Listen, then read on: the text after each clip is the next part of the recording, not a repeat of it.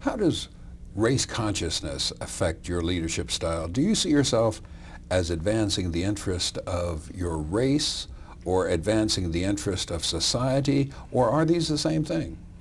I've always argued that the advancement of the interests of African Americans in terms of the fight for equal opportunity and justice is going to make a better and stronger America.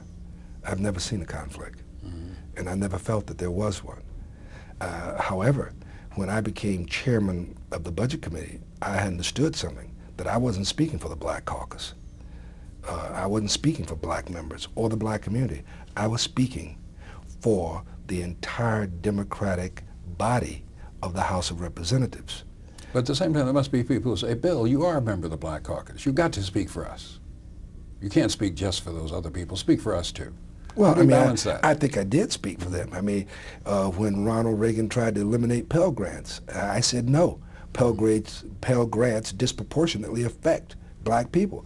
When he started doing away with nutrition programs and wanting ketchup, I said no. So I was fighting. But I also felt that I was fighting for America, because there are more poor white kids in America who need Pell Grants than there are poor black kids. There are more poor white kids who benefit from welfare and nutrition programs, despite all the myths that we have, than black kids. And so I didn't feel any qualms about fighting for those issues, and sometimes talking about it in a ethnic specific way. But I also recognized that there was a Congressional Black Caucus with its leadership, and even though I had been vice chairman of the caucus, secretary of the caucus, and worked with Walter Fauntleroy when he was chairman of the caucus to set up the first Black Caucus alternative budget in 1981, that I couldn't speak for them. And basically, I told the Black Caucus members, I said, look, if you want to have an alternative budget to mine, go ahead. It won't hurt me. I said, I just hope that after you have your debate, you'll vote for mine and as the next best alternative. And that's what happened. During my term as Budget Committee Chairman, there was a Black Caucus budget put on the floor every year. And there was an alternative conservative caucus put on the floor. And I was fortunate enough to get both of them to agree that if your budget doesn't pass, will you vote for mine as the best alternative? And surprising to everybody, I supported the Black Caucus putting a budget on the floor opposing my budget. And they did good work. And the issues they raised later became accepted. For instance, the issues that were put into the first Black Caucus alternative budget in 1981, which Walter Fauntleroy, as chairman of the Black Caucus, had the responsibility of, most of those ideas were incorporated later in the 80s and in the 90s in my budget and in the budgets of Leon Panetta, who followed me. Let me ask you again about race specificity. If you are identified probably as a black leader because of the nature of the work you do now and the nature of the congressional district you represented in the past, your membership in the caucus and so on, does that limit you in a way? Are you bound by that in a harmful way? Being a black leader? No, I mean, I know the first thing that some people see in me when they see me walking down the street is my color.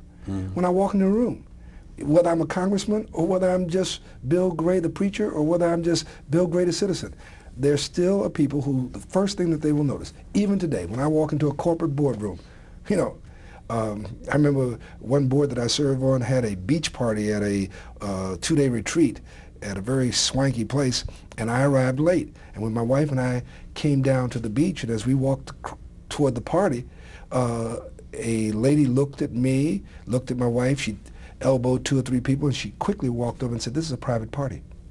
And I said, "I know." And I walked right on by her. And somebody, she started asking who that is, and then somebody said, "He's a director." I mean, but did that happen when I was in Congress? Of course. There were stories written about the black chairman of the Budget Committee. I don't mind that. I know that's part of America. We haven't gotten to the day where people look at each other without looking at what color the skin is, how the eyes are shaped, or what the last name is.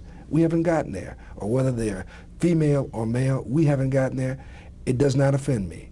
I sort of laugh at it. I recently received an honorary degree, and they were reading off my credits, and they said, the highest black ever elected to the United States Congress, who was majority whip, da da da da da da da. And somebody who was sitting next to me who happened to be an African American leaned over and said, probably nobody else in this century has ever done that in 12 years, have they? And I said, yeah. I said, but they're not going to think of it that way because they're going to see my color, so they're going to say highest ranking black. But I was told by the House historian that no one in the 20th century who served only 12 years held chairman of a finance committee, chairman of the Democratic caucus, and majority whip.